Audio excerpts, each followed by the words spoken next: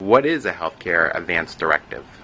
An advance directive is better known as a living will, and it is a way for a person to write down their wishes or their instructions on the type of care they would like to receive if they were so critically ill that they couldn't tell us themselves. So, for example, a person who might be in a coma or have a stroke or have other complications in the hospital may not be able to tell us their own wishes, but if they've written it down in advance on a legal document, we can use those wishes in talking with their family to know how best to treat them and to respect their wishes.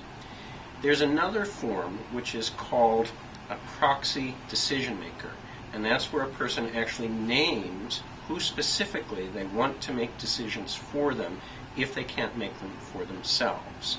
And that's a separate document from a living will.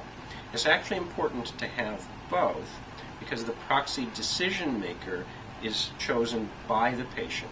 If the patient hasn't specified a particular person, then in the state of Maryland, as is the case in most states, the law will indicate who should be making decisions for them. In many instances, the law coincides with the choice the patient would have made, but sometimes it doesn't. So naming that person specifically gives the patient more power, more control over who makes the decisions and the decisions that they make. What would be your recommendation for someone if they asked you about this, how they might do their own advance directive?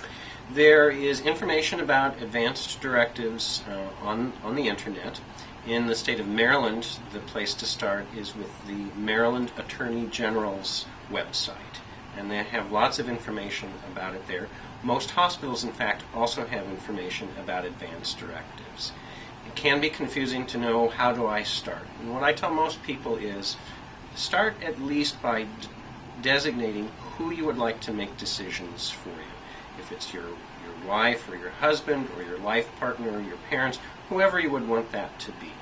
And that's the starting point, because it's a little bit more difficult to have that discussion about what kind of care would I want if I was very ill, intensive care, tube feedings, and so forth. So I like to say, let's start with the easy decision, which is who would make that decision for you. And then talk a little bit to that person and tell them what are the sorts of goals that you would have if you were sick.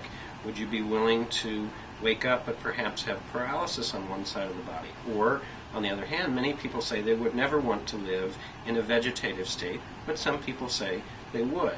So the purpose of all of that is to determine the person's wishes and to honor those wishes and have the person speak for them that they want to speak for them.